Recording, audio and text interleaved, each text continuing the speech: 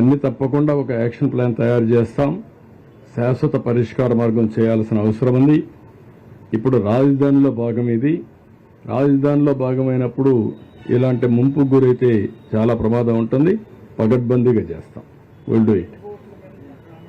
ఇది అవి కూడా నేను చాలా స్పష్టంగా చెప్పాను. ఎవ్వరూ ప్రైవేట్ బోట్లు ఆథరైజేషన్ లేదు, ఒక్క పైసా కూడా ఇవ్వద్దండి. అన్ని గవర్నమెంట్ బోట్లే ఉన్నాయి, డబ్బులు ఇవ్వద్దండి. రెండోది, ట్రాక్టర్లు ఎన్ని కావాలంటే అన్ని పెట్టాం. ట్రాక్టర్ల ద్వారా పబ్లిక్ ట్రాన్స్పోర్టేషన్ కూడా పెట్టాం. ఇంట్లో కూర్చొని బాధ ఉంటే పక్కన ఏదైనా కొనుక్కోవాలన్నా పోలేకపోతున్నారు వాటర్లో. ట్రాక్టర్లు పెట్టి ఆ ట్రాక్టర్లు తీసుకుపోతున్నాం. కొన్ని బస్సులు కూడా పెట్టాం, ఎక్కడన్నా బయట రావాలంటే అలాంటి అన్ని సదుపాయాలు చేశాం. ఏది ఇప్పుడు నేను చూసి చెప్తాను, మీకు పేరుతో సహాయం ఇమ్మంటాను.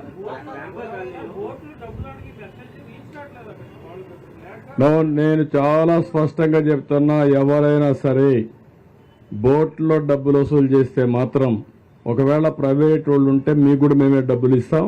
డబ్బులు వసూలు చేయొద్దండి. వసూలు చేస్తే మాత్రం నేను మీద కేసు పెట్టిస్తా, జైల్లో పెట్టిస్తా. నేను చాలా స్పష్టంగా చెప్తున్నా. నేను రేపటి నుంచి జరిగే పరిణామాలు కూడా ఈరోజు ఊహించుకుని కూరగాయలు రేట్లు పెంచేస్తారని, కూరగాయలన్నీ మేము కూడా తెప్పించి ఎక్కువ డంప్ చేసి ఫిక్స్డ్ ప్రైస్ పెడదాం అనుకుంటున్నా. 2 రేట్లు ఉంటాయి, మళ్ళీ కన్ఫ్యూజన్ లేకుండా.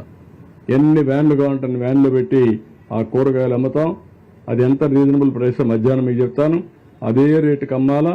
అది కూడా గవర్నమెంట్ అవుట్లెట్సే పెడతాం. అవుట్లెట్స్ పెట్టి ఎక్కడికక్కడ డిస్ట్రిబ్యూట్ చేస్తాం. బిగినింగ్లో చాలా సఫర్ అయ్యారు. సఫర్ అయిన వాళ్ళకి ఇంకా ఇబ్బందులు పెట్టడం కరెక్ట్ కాదు. ఎవ్వరు ₹1 వసూలు చేసినా మానవత్వం లేకుండా చేస్తే చాలా సీరియస్గా ఉంటుంది. మళ్ళీ డోంట్ మిస్టేక్ మీ. నేను అరెస్ట్ చేయించిన ఆశ్చర్యం లేదు. దొరికితే మాత్రం అరెస్ట్ అయ్యి.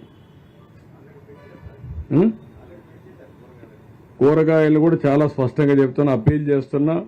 నేను అందుకనే బయట ఉండి హార్టికల్చర్ డిపార్ట్మెంట్ చెప్పా, బయట కూరగాయలను తెమ్మని చెప్పాను, డంప్ చేస్తాను. ఇదే మరి నాకు విశాఖపట్నంలో 2వ రోజు 3వ రోజు కూరగాయల రేట్లు పెంచేశారు.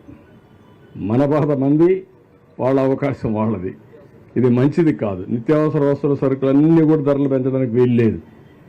నేను విజిలెన్స్ అప్పుడే యాక్టివేట్ చేశాను. వాళ్ళకు కూడా చెప్పాను, మీ డ్యూటీ ఇది, ఎక్కడికక్కడ యాక్టివ్గా ఉండండి. ఎవరైనా చేస్తే మాత్రం ఎసెన్షియల్ కమాడిటీస్ యాక్ట్ కింద చర్యలు తీసుకుంటాం. జాగ్రత్తగా ఉండమని హెచ్చరిస్తున్నా. ఏదో కష్టకాలంలో ఉంటే మనం కూడా ఎక్స్ప్లాయిట్ చేయడం మంచిది కాదు. మీరు ఎక్కడున్నా చెప్పితే తీసుకురావడానికి సిద్ధంగా ఉన్నాం. మీ ఫోన్లో కూడా డెడ్ బాడీ ఎక్కడ కనపడినా ప్రజలకు కూడా విజ్ఞప్తిస్తున్నా, ఒక ఫోన్ చేయండి, పంపించండి. ఆటోమేటిక్గా మాకు GPS వచ్చేస్తుంది, నేరుగా వెహికల్ పంపిస్తాం. ఎక్కడికక్కడ మహాప్రస్థానం వెహికల్స్ ఉన్నాయి. యానిమల్ డెడ్ బాడీస్ని కూడా రిమూవ్ చేయడానికి వెహికల్స్ ఉన్నాయి. అవన్నీ కూడా రెడీగా పెట్టి కంట్రోల్ రూమ్ నుంచి మెసేజ్ ఇస్తాం.